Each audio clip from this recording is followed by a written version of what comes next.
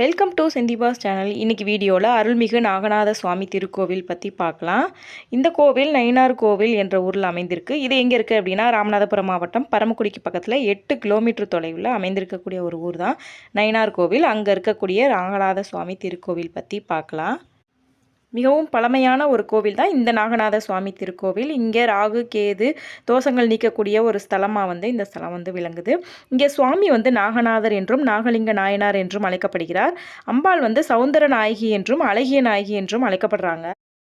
இங்கே தல விருட்சங்கள் பார்த்தோம் அப்படின்னா மருதம் மற்றும் வில்வ மரங்கள் தான் இங்கே இருக்குது.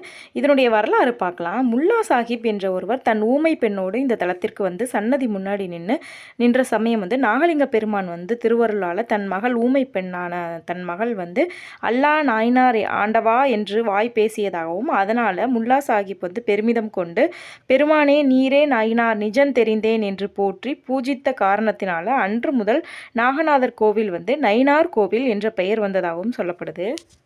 ஊமை பெண்ணை பேச வைத்த காரணத்தினால் அன்று முதல் இஸ்லாமியர்களும் வழிபடக்கூடிய ஒரு ஸ்தலமாக இந்த நயினார் கோவிலில் இருக்கக்கூடிய நாகநாத சுவாமி கோவில் விளங்குது.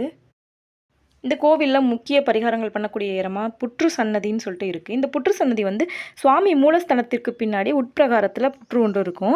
இங்கே மருத மரத்தடியில் நாகலிங்க பெருமாள் நாகரூபமாக காட்சி அளித்ததாகவும் சொல்கிறாங்க. இங்கே முதற் பிரார்த்தனைகளை வைப்பாங்க. கோழி முட்டைகளை கொண்டு வைக்கிறது, அப்புறம் உண்டீர் போடுறது, புத்தடி மண்ணை எடுத்துகிட்டு போய் நோய் ஏதாச்சும் நமக்கு இருந்துச்சு அப்படின்னா அதை தண்ணியில் கரைச்சி அதை சாப்பிட்றது. அதுக்கப்புறம் நோய் இருக்கிற இடங்களில் அந்த மண்ணை எடுத்து தண்ணியில் கலந்து தடவுறது, இந்த மாதிரிலாம் பண்ணி தன்னுடைய நோய்களை எல்லாம் தீர்த்துக்கிட்டாங்களா. இந்த கோவிலில் இன்னொரு முக்கியமான இடம் என்னென்னு பார்த்தோம்னா வாசுகி தீர்த்தம். சுவாமி சன்னதிக்கு எதிர்த்தாப்புல வாசுகி தீர்த்தம் என்ற பெரிய தீர்த்தக்குளம் இருக்குது. இதில் பல பேர் தீர்த்தமாடி தன்னுடைய சாப விமோசனம் அடைந்த காரணத்தினால அவங்கவுங்க பெயரால் 25 பேர்களால் இந்த வாசுகி தீர்த்தம் அழைக்கப்படுது அப்படின்னு சொல்லிட்டு புராணங்களுமே இருக்குது. இன்னும் இந்த கோயிலுக்கு நிறைய புராணங்களுமே இருக்குது. அப்புறம் இந்த கோவிலில் பங்குனி மாதம் அந்த பங்குனி உத்திர தப்ப நடக்கிற திருவிழா அப்போ இளவட்டக்கல் தூக்குறது அப்படின்னு சொல்லிட்டு ஒரு போட்டியுமே இருக்குது. அதில் பக்தர்கள் இளவட்ட பக்தர்கள் தங்களுடைய பலத்தை வெளிப்படுத்துவதற்காக அந்த இளவட்டக்கல்லை தூக்குவாங்க.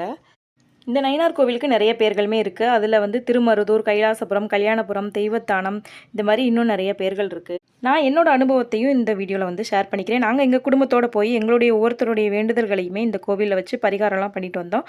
எங்களுடைய வேண்டுதல்களுமே நல்லபடியாக நிறைவேறிடுச்சு.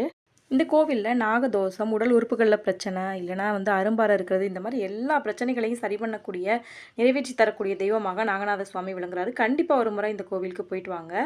நெக்ஸ்ட் டைம் நான் இந்த கோவிலுக்கு போகும்போது லாங் வீடியோவில் உங்கள் கூட நான் ஷேர் பண்ணிக்கிறேன்.